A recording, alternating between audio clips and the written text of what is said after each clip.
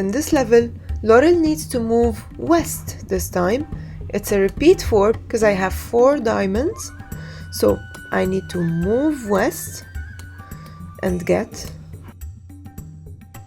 After then, Laurel needs to move 1 time south and then get. In this level, they already gave me the pattern, so I'm going to run it first. Looks like I don't need to go down only 1 time. I need to move south 1, 2, 3 times.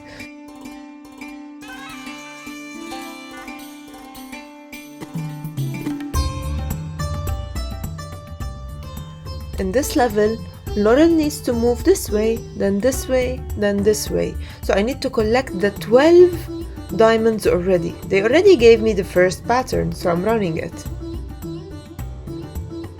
Now I need to put a repeat block.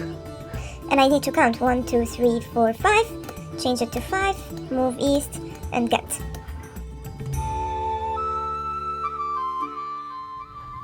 In this level, it's the same concept. I'm moving 4 times to this side, then 3 times up, then 3 times to the west. 4, 3, 3. First, I'm moving east. Second, I'm moving north. Third, I'm moving west. Each time I will be getting.